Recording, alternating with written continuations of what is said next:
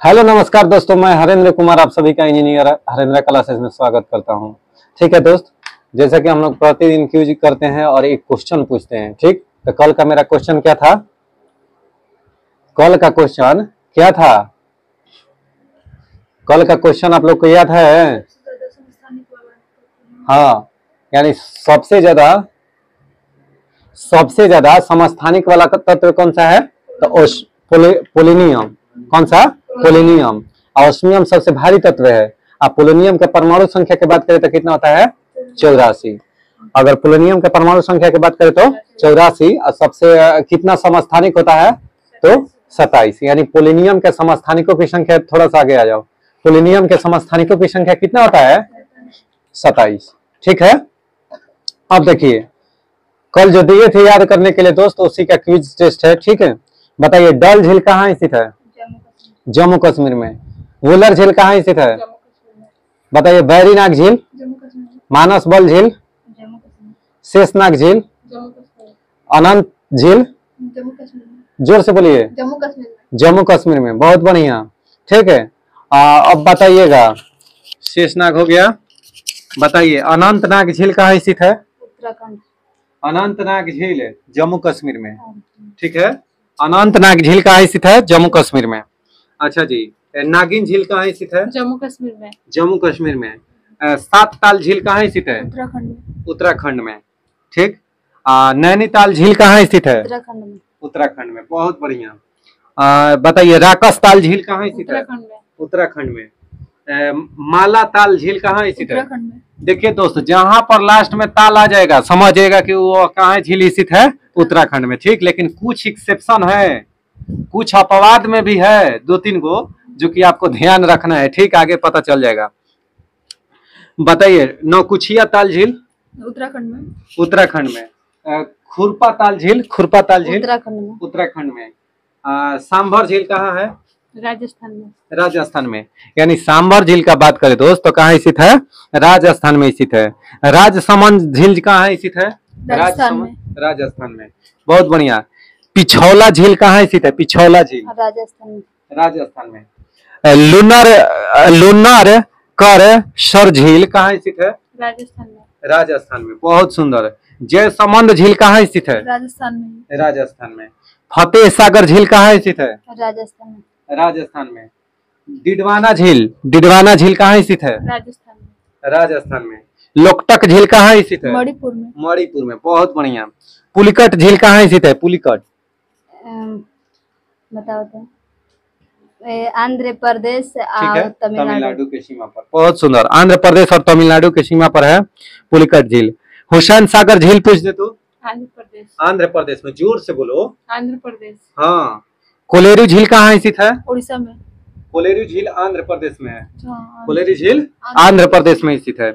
बताइए चिल्का झील कहाँ स्थित है? उड़ीसा में। उड़ीसा में। बहुत बढ़िया। भारत का सबसे बड़ा अगर कहे कि खारे पानी की झील कौन सी है? चिल्का झील। कौन सा है? चिल्का झील। लोनार झील कहाँ स्थित है? महाराष्ट्र में। बिम्बानाथ झील? केरल में। केरल में। जोर से बोलो। हाँ। अष्टमुद्री झील कहाँ स्थित है? केरल में। केरल में। पेरियार झील कहाँ स्थित है? केरल में।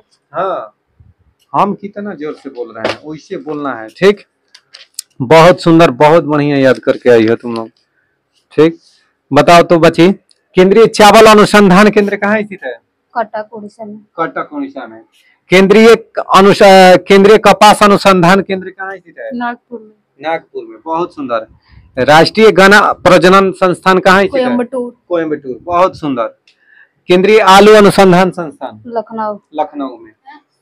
शिमला। केंद्रीय आलू शिमला। केंद्रीय चाय अनुसंधान केंद्र कहाँ स्थित है? जोरहट में। ठीक, अब बताइए राष्ट्रीय कॉफी अनुसंधान केंद्र कहाँ स्थित है? चिकमंगलुरु में। चिकमंगलुरु में। ठीक, राष्ट्रीय रबर अनुसंधान केंद्र कहाँ स्थित है? रबर अनुसंधान केंद्र जोरहट। राष्ट्रीय रबर अनुसंधान केंद्र कोटायम कहाँ स्थित है? कोटायम। यानी राष्ट्रीय रबर अनुसंधान केंद्र पूछ देना दोस्त, तो कोटायम में स्थित है। कहाँ स्थित है? कोटायम में। ठीक, बताइए केंद्रीय रेशम अनुसंधान केंद्र कहाँ स्थित है? बैरक रेशम मैसूर। मैसूर में। ठीक, बहुत बढ़िया। राष्ट्रीय जूट अनुसंधान केंद्र बैरकपुर। बैरकपुर पश्चिम बंगाल में। कहाँ पर? बैरकपुर पश्चिम बंगाल में राष्ट्रीय जूट अनुसंधान केंद्र स्थित है। केंद्रीय तंबाकू अनुसंधान केंद्र कहाँ स्थित है? राजमुंद्री। राजमुंद्री दोस्त आंध्र प्रदेश में केंद्रीय तंबाकू अनुसंधान केंद्र है, राजमुंद्री आंध्र प्रदेश में। केंद्रीय नारियल अनुसंधान केंद्र कसारगोड। कसारगोड केरल में। यानी केंद्रीय नारियल अनुसंधान केंद्र बात करें ना तो कसारगोड केरल में है दोस्त। ठीक है। भारतीय दलहन अनुसंधान संस्थान कानपुर। कानपुर में। बहुत सुंदर क्वेश्चन आंसर। देखिए, भारतीय तिलहन अनुसंधान केंद्र कहाँ स्थित है? तिलहन अनुसंधान हैदराबाद। यानी कह रहा है कि भारतीय तिलहन अनुसंधान संस्थान कहाँ स्थित है? हैदराबाद में। केंद्रीय उपोष्ण बागवानी संस्थान कहाँ स्थित है? बेंगलुरु। बेंगलुरु में। बहुत सुंदर आंसर। बताइए, केंद्रीय कृषि मौसम विज्ञान केंद्र कृषि मौसम विज्ञान केंद्र पुणे में। बहुत सुंदर। केंद्रीय मिट्टी एवं जल संरक्षण अनुसंधान केंद्र कहाँ स्थित है? देहरादून। देहरादून में। बहुत सुंदर। ठीक। ICAR एक होता है, ये जो संस्थान है भारतीय कृषि अनुसंधान परिषद, इसकी स्थापना कब हुआ था? 1929 ईस्वी में। कब? 1900। और इसका मुख्यालय की बात करें तो कहाँ है? कहाँ पर है इसका मुख्यालय? कहाँ है? नई दिल्ली। कहाँ है? नई दिल्ली। ठीक है। आइए पेन दीजिए तो थोड़ा। अब हम लोग बढ़ते हैं किधर? फिजिक्स की तरफ। किसमें? फिजिक्स में। ठीक, चलिए हम लोग का नेक्स्ट क्वेश्चन क्या है फिजिक्स का? तो साबुन के पतले झाग में चमकदार रंगों का बनना किसका परिणाम है? तो बहुलिक परावर्तन और व्यतिकरण है। यानी जो साबुन के पतले झाग होता है ना, वह चमकदार रंगों का बनना, यानी साबुन के जो झाग होता है वह चमकदार होता है। किसके कारण? तो व्यतिकरण, प्रकाश के व्यतिकरण और परावर्तन के कारण। ठीक है। प्रकाश तंतु यानी ऑप्टिकल फाइबर किस सिद्धांत पर कार्य करता है? तो पूर्ण आंतरिक परावर्तन के सिद्धांत पर, यानी प्रकाश के पूर्ण आंतरिक परावर्तन के सिद्धांत पर। ठीक। प्रकाश ऊर्जा का ऑप्टिकल फाइबर में संचरण होता है तो पूर्ण आंतरिक परावर्तन के प्रयोग द्वारा। यानी कह रहा है कि प्रकाश ऊर्जा का ऑप्टिकल फाइबर में संचरण होता है तो पूर्ण आंतरिक परावर्तन के द्वारा। देखिए, ऑप्टिकल फाइबर का उपयोग खाद्यान्नों में किया जाता है। किसमें? खनन विभाग में। खनन विभाग में खाई में बहुत अंदर प्रकाश ले जाने के लिए किसका प्रयोग किया जाता है? ऑप्टिकल फाइबर का। ठीक है। सेफ्टी लैंप का भी प्रयोग किया जाता है। सेफ्टी लैंप का भी प्रयोग किया जाता है। परिघटना जिसका उपयोग ऑप्टिकल फाइबर में किया जाता है वह किस सिद्धांत पर कार्य करता है? प्रकाश के पूर्ण आंतरिक परावर्तन के सिद्धांत पर। तंतु प्रकाशिक संचार में संकेत प्रवाहित होता है प्रकाश तरंग के रूप में। प्रकाश तरंग के रूप में। तंतु प्रकाशिकी संचार में संकेत प्रवाहित होता है प्रकाश तरंग के रूप में। ठीक।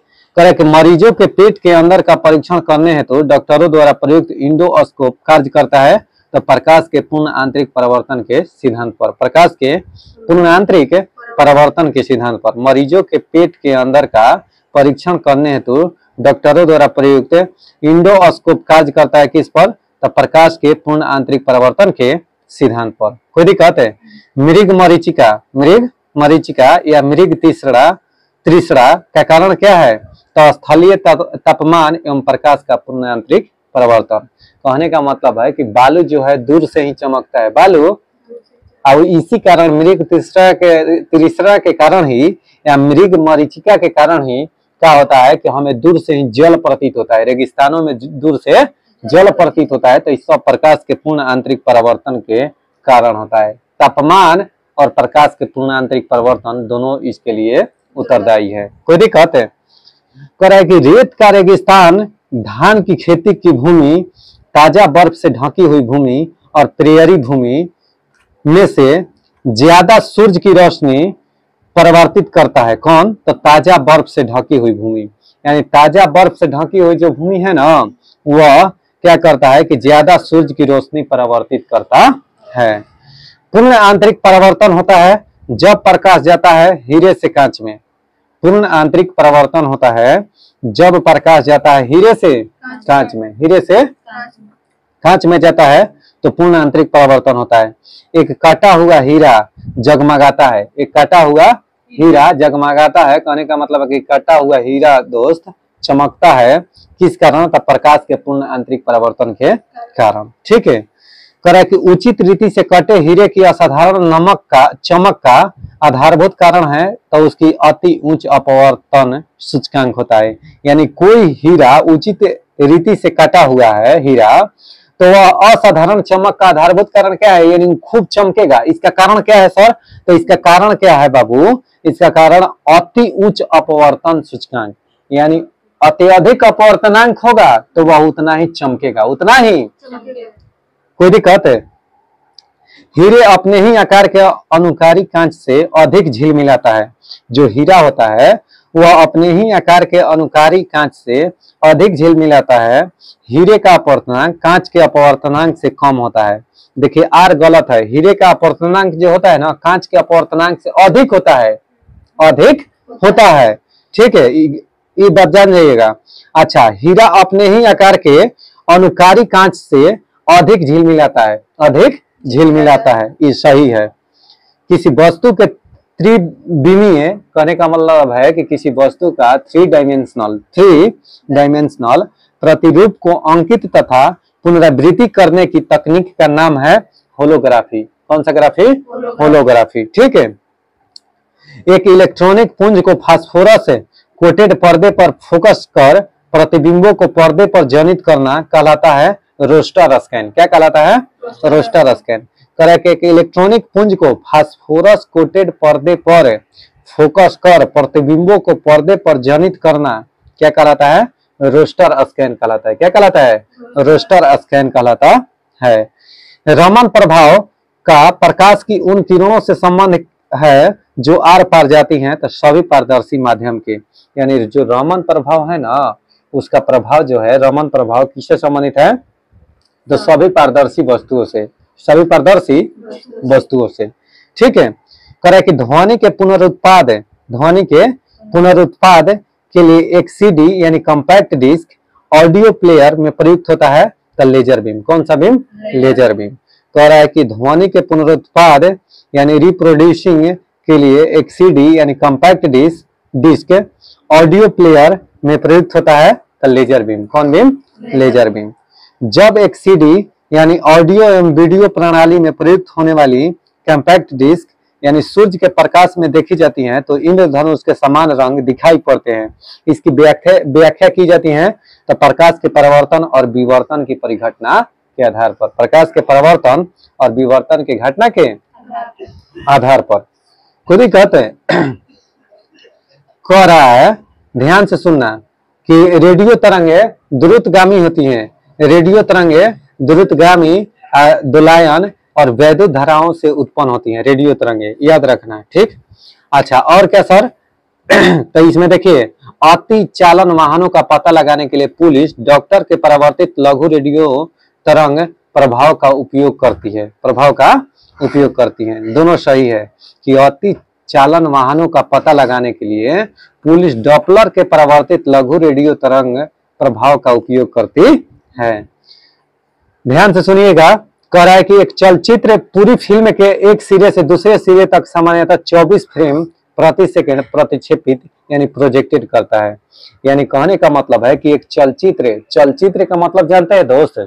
सिनेमा, मूवी, जिसको आज के लड़का मूवी, सिनेमा नहीं खसन कहत, मूवी। ठीक है, यानी कहने का मतलब है कि एक चलचित्र में पूरी फिल्म के एक सिरे से दूसरे सिरे तक सामान्यतः 24 फ्रेम प्रति सेकंड प्रतिक्षेपित किए जाते हैं।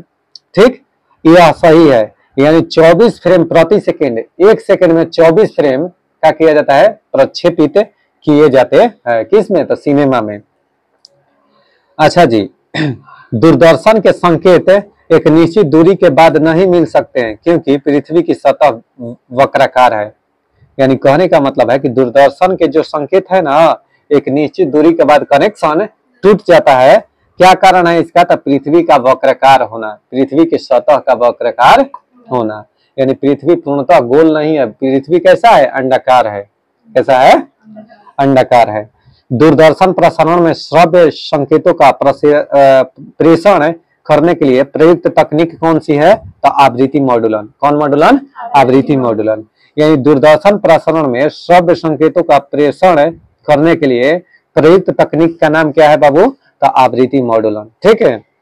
दृष्टि पटल यानी रेटिना पर जो चित्र बनता है वह वस्तु से छोटा व उल्टा होता है। यानी दृष्टि पटल अर्थात रेटिना पर जो चित्र बनता है वह वस्तु से छोटा होता है, वस्तु से छोटा होता है, वह उल्टा होता है, वह उल्टा होता है। ठीक है। अभिनेत्र लेंस द्वारा किसी वस्तु का जो प्रतिबिंब रेटिना पर बनाया जाता है वह कैसा होता है? वास्तविक उल्टा। वास्तविक और हम लोग का रेटिना पर जो प्रतिबिंब बनता है ना, हम लोग के आंख में कहां पर प्रतिबिंब बनता है? तो रेटिना पर भाई साहब। ठीक है। और कैसा प्रतिबिंब बनता है? तो वास्तविक उल्टा और वस्तु से छोटा। वास्तविक उल्टा और वस्तु से छोटा। एक आंख की अपेक्षा दो आंखों का होना अधिक उपयुक्त है। एक आंख की अपेक्षा दो आंख हो तो अधिक उपयुक्त माना जाता है, क्योंकि इस कारण से दूरी व गहराई का एहसास होता है। यानी कह रहा है कि इस कारण से कि दूरी व गहराई का एहसास होता है। अगर एक आंख से दूरी व गहराई का पूर्णतः एहसास नहीं हो पाता है, पूर्णतः एहसास नहीं हो पाता है। ठीक। सही कथन क्या है? तो मनुष्य का कान 1000 हर्ट्ज पर सबसे सुग्राहिता होता है। यानी मनुष्य का कान जो है ना 1000 हर्ट्ज पर सबसे सुग्राहिता होता है। सुनने की दृढ़ता जो होता है ना 1/10 सेकेंड होती है। सुनने की दृढ़ता कितना होती है? 1/10 सेकेंड होती है। और दृष्टि दृढ़ता 1/16 सेकेंड होता है। कहने का मतलब है दोस्त कि दृष्टि दृढ़ता अगर कह देना कि दृष्टि की दृढ़ता कितना होता है तो 1/16 सेकेंड। अगर कह दे कि सुनने की दृढ़ता कितनी होती है तो 1/10 सेकेंड। और मनुष्य का कान 1000 हर्ट्ज पर सबसे अधिक सुग्राही होता है। यानी अगर फ्रीक्वेंसी मेरा यानी आवृत्ति 1000 हर्ट्ज होगा ना तो वह हमारा कान इजिली यानी उसके लिए सुग्राही होता है, आराम से एंजॉय के साथ यह सुन सकता है। देखिए सही कथन बताना है तो इसमें सही कथन बोल रहा हूं। मनुष्य की आंख पीले हरे रंग के लिए सबसे अधिक सुग्राही होता है। मनुष्य का जो आंख होता है ना तो पीला रंग और हरा रंग दोनों के लिए सुग्राही होता है। सबसे अधिक बोल देना सुग्राही किसके लिए? तो हरा रंग के लिए, हरा रंग के लिए, तब पीला रंग के लिए। कोई दिक्कत है? अच्छा जी। पूर्ण सूर्य ग्रहण के दौरान सूर्य की सीधे देखने से आंख में अपरिवर्तनीय क्षति पहुंचती है। आंख में अपरिवर्तनीय क्षति पहुंचती है। इसका कारण क्या है सर? तो अल्ट्रावायलेट प्रकाश यानी पराबैंगनी किरणें क्या होती है? जैसे सूर्य ग्रहण के समय लोग बोलते हैं आदमी कि ऊपर नहीं देखा जाता है, यानी सूर्य को मत देखिए। इसका कारण क्या है सर? इसका कारण है अल्ट्रावायलेट प्रकाश अर्थात पराबैंगनी किरण उस समय निकलता है जो कि हमारे आंख में प्रवेश करके आंख को क्षति पहुंचा सकता है। इसलिए सूर्य ग्रहण के दौरान हमें सूर्य को नहीं देखनी चाहिए या ऊपर नहीं देखनी चाहिए, तकना नहीं चाहिए। किसी तारे का रंग दर्शाता है उसका ताप। यानी जो तारा जितना ही चमकदार होगा समझ जाना दोस्त कि वह उतना ही ताप है, यानी उसका ताप उतना ही अधिक है। वायुमंडल में प्रकाश के विसरण यानी प्रसरण का कारण क्या है? तो धूलकण। यानी वायुमंडल में प्रकाश के प्रकीर्णन का कारण क्या है? धूलकण। यानी छोटे छोटे जो स्मॉल पार्टिकल्स है ना एटमॉस्फेयर में, किसका? तो डस्ट का। तो इसी के कारण क्या होता है कि हमारे एटमॉस्फेयर में क्या होता है? तो प्रकाश का विसरण यानी प्रकीर्णन होता है। ठीक। कह रहा है कि यदि मैजेंटा और पीले रंग को दो वृत्त एक दूसरे को काटते हो तो प्रतिच्छेदित क्षेत्र का रंग कैसा होगा? लाल होगा। प्रतिच्छेदित क्षेत्र का रंग कैसा होगा? लाल होगा। यदि सायन यानी हरिताभ नीला और मैजेंटा रंग के दो वृत्त एक दूसरे को काटते हैं तो प्रतिच्छेदित क्षेत्र का रंग नीला होगा। तो प्रतिच्छेदित क्षेत्र का रंग कैसा होगा? नीला होगा। प्रकाश का रंग निर्धारित होता है तरंगदैर्घ्य से। यानी प्रकाश का रंग निर्धारित होता है तरंगदैर्घ्य से, यानी जिसका तरंगदैर्घ्य जितना ही अधिक उसका रंग उतना ही अधिक। नहीं, ध्यान से सुनना। सबसे लंबा तरंगदैर्घ्य किसका होता है? तो लाल रंग का। सबसे कम वेवलेंथ यानी तरंगदैर्घ्य किसका होता है? बैगनी रंग का। और दृश्य वर्णन क्रम में सबसे कम तरंगदैर्घ्य वाला रंग कौन सा है? तो बैगनी। ठीक है। अब हम लोग दोस्त बढ़ते हैं हिस्ट्री की ओर। ठीक है। ठीक। देखिए शाहजहां, आज हम पढ़ने जा रहे हैं दोस्त शाहजहां के बारे में, ठीक है। आइए, ईरान के शाह और मुगल शासकों के बीच झगड़े की जड़ थी कंधार। यानी ईरान के शाह और मुगल शासकों के बीच झगड़े की जड़ थी क्या, कौन था? तो कंधार जो क्षेत्र था ना, यह ईरान के शाह शुजा और मुगल शासकों के बीच झगड़े का कारण था, ठीक है। कह रहा है कि वह क्षेत्र जिसके निकल जाने से मुगल साम्राज्य को सामरिक महत्व के केंद्र के दृष्टिकोण से एक बड़ा धक्का पहुंचा, वह कौन सा केंद्र था? गंधार। कौन सा ये इलाका था? गंधार। यानी वह क्षेत्र जिसके निकल जाने से मुगल साम्राज्य को सामरिक महत्व के केंद्र के दृष्टिकोण से एक बड़ा धक्का पहुंचा, कौन से क्षेत्र में? कंधार क्षेत्र में। कौन से क्षेत्र में? कंधार क्षेत्र में। शाहजहां के बल्ख अभियान का उद्देश्य क्या था? तो काबुल की सीमा से सटे बल्ख और बदखसा में एक मित्र शासक को लाना। यानी कह रहा है कि शाहजहां के बल्ख अभियान का उद्देश्य क्या था? तो काबुल की सीमा से सटे बल्ख और बदखसा के एक मित्र शासक को लाना शाहजहां के बल्ख अभियान का यही उद्देश्य था, ठीक है। कह रहा है कि वह कवि जिसने बनारस एवं इलाहाबाद के तीर्थ यात्रा कर की समाप्ति के लिए मुगल बादशाह के सामने बनारस के पंडितों का नेतृत्व किया था, कविंद्राचार्य। कविंद्राचार्य कह रहा है कि वह कवि जिसने बनारस एवं इलाहाबाद के तीर्थ यात्रा कर की समाप्ति के लिए, बनारस और इलाहाबाद के तीर्थ यात्रा कर की समाप्ति के लिए मुगल बादशाह के सामने बनारस के पंडितों का नेतृत्व किया था, वह है कविंद्राचार्य। कविंद्राचार्य वह जो शाहजहां के शासनकाल का राज कवि था, कौन था? कलीम। कलीम जो था ना शासनकाल में, किसके? तो शाहजहां के शासनकाल के राज कवि कौन थे? कलीम। कौन थे? कलीम। मुमताज महल का असली नाम क्या था? तो अर्जुमंद बानो बेगम। अर्जुमंद बानो बेगम मुमताज महल का वास्तविक नाम था। कौन? अर्जुमंद बानो बेगम। ताजमहल, लाल किला, पंचमहल तथा सिरसा के मकबरे में से वह स्थापत्य जिसमें हिंदू तथा ईरानी वास्तुकला का सर्वप्रथम समन्वय देखने को मिलता है। हिंदू तथा ईरानी वास्तुकला का सर्वप्रथम समन्वय देखने को मिलता है, वह है ताजमहल। कौन है? ताजमहल मुमताज बेगम की याद में शाहजहां ने बनवाया था। कोई दिक्कत? तो हिंद तथा ईरानी वास्तुकला का यह मिक्सचर है, यानी मिश्रण है। नहीं, वह मुगल बादशाह जिसने दिल्ली का जामा मस्जिद निर्माण करवाया था, तो शाहजहां। दिल्ली के जामा मस्जिद का निर्माण किसने करवाया था? शाहजहां। वह मुगल बादशाह जिसने साम्राज्य की राजधानी आगरा से दिल्ली स्थानांतरित की थी, वह था शाहजहां। शाहजहां क्या किया था कि राजधानी को आगरा से दिल्ली स्थानांतरित किया था। आगरा से दिल्ली राजधानी को स्थानांतरित किया था किसने? शाहजहां ने। अलाई दरवाजा का निर्माण किसने करवाया था? अलाउद्दीन खिलजी। अलाई दरवाजा का निर्माण अलाउद्दीन खिलजी। बुलंद दरवाजा और फतेहपुर सीकरी की स्थापना अकबर ने किया था। बुलंद दरवाजा और फतेहपुर सीकरी की स्थापना अकबर ने करवाया था। अब बुलंद दरवाजा का निर्माण किसने करवाया था? अकबर ने। किसके? तो गुजरात विजय के उपलक्ष्य में बुलंद दरवाजा का निर्माण अकबर ने करवाया था। मोती मस्जिद आगरा में किसने बनवाया था? तो शाहजहां ने। यानी मोती मस्जिद का निर्माण आगरा में किसने करवाया था? शाहजहां ने।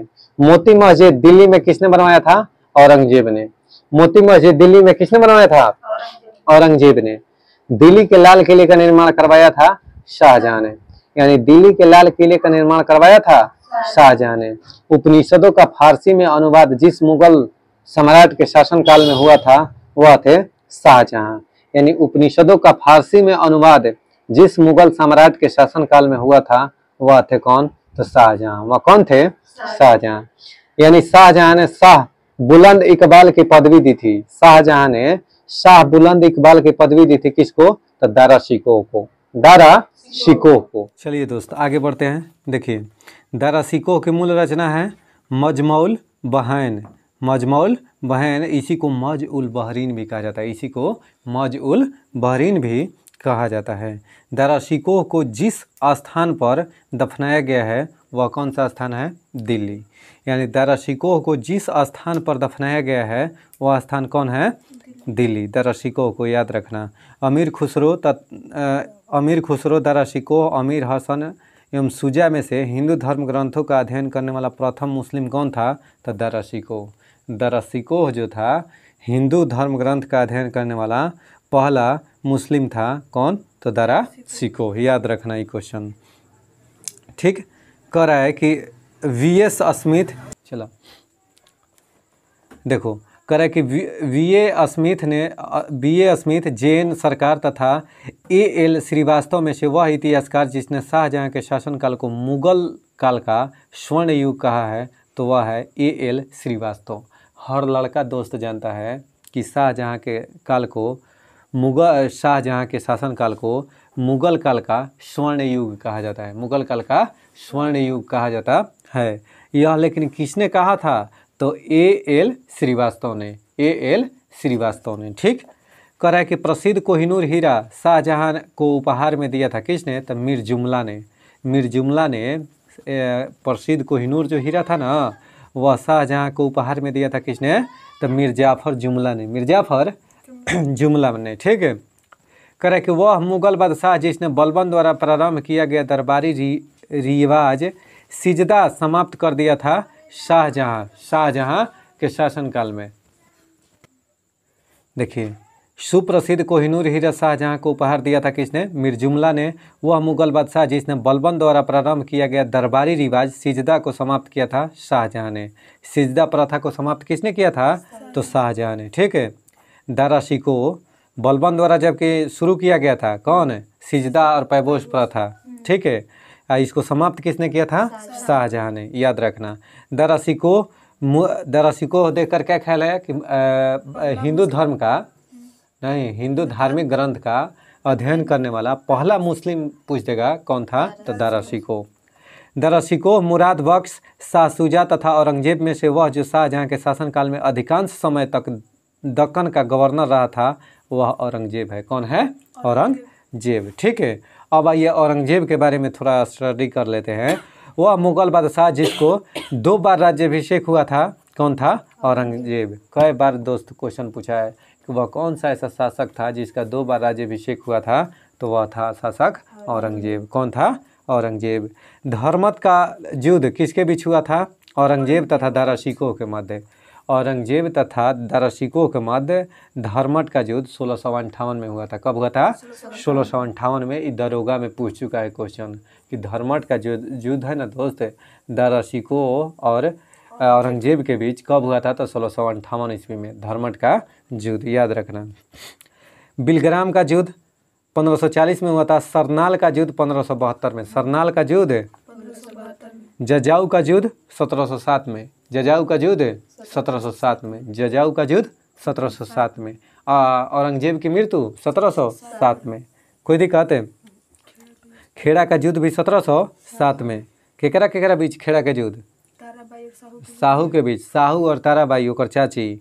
मुगल बादशाह जो जिंदा पीर के नाम से जाना जाता है, किसको, औरंगजेब। औरंगजेब को जिंदा पीर के नाम से जाना जाता है।